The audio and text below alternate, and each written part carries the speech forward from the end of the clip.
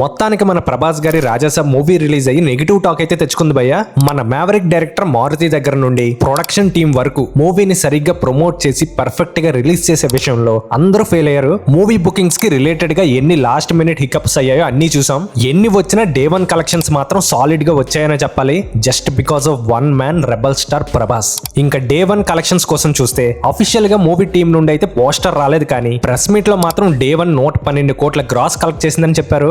But అందరూ trust చేసే Sacnilk official site వేసిన డే 1 కలెక్షన్ చూసుకుంటే Rajasaab movie day 1 worldwide గా 100.90 క్రోర్ వరకు కలెక్ట్ చేసింది. అందులో ఇండియా గ్రాస్ 74 క్రోర్ దాకా ఉంది. ఇంకా హిందీలో 6 క్రోర్ వరకు ఓపెనింగ్ వచ్చింది అండ్ ఓవర్సీస్ 26 క్రోర్ దాకా కలెక్ట్ చేసింది భయ్య. ఇది ప్రభాస్ కి లైన్ గా 6th 100 క్రోర్ డే 1 రికార్డ్ అనే చెప్పాలి.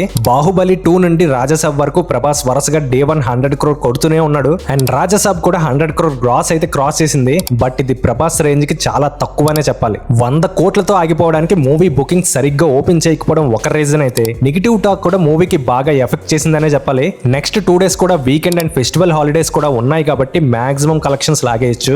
బట్ నెక్స్ట్ వచ్చే మూవీస్ లో ఏ మూవీకైనా బ్లాక్ బస్టర్ టాక్ వస్తే మాత్రం సగం పైన రాజాసాబ్ థియేటర్స్ ఆ మూవీకి షిఫ్ట్ అవుతాయి. అలా అయితే మాత్రం రాజాసాబ్ కి బ్రేక్ ఈవెన్ అవడం కష్టం అవుతుంది. ఓవరాల్ గా Maruthi direction and loose talk effect movie పైన గట్టిగానే పడింది. మూవీ రిలీజ్ అయ్యాక మారుతి మీద నెగిటివ్ ట్రాల్స్ కూడా ఎక్కువయ్యాయి. డే 1 వరకు ప్రభాస్ క్రేజ్ తో మూవీని బానే లాగేశాడు. ఫెస్టివల్ వరకు మూవీ ఎలా హోల్డ్ చేస్తుందో చూడాలి. ఇంకా ఈ డే 1 కలెక్షన్స్ పై మీ ఒపీనియన్ ఏంటో కమెంట్ బాక్స్ లో కమెంట్ చేయండి అండ్ వీడియో నచ్చితే ఒక లైక్ అండ్ హైప్ కూడా చేయండి. మీ సపోర్ట్ మాలాంటి చిన్న క్రియేటర్స్ కి చాలా యూజ్ అవుతుంది. And finally don't forget to subscribe to our channel.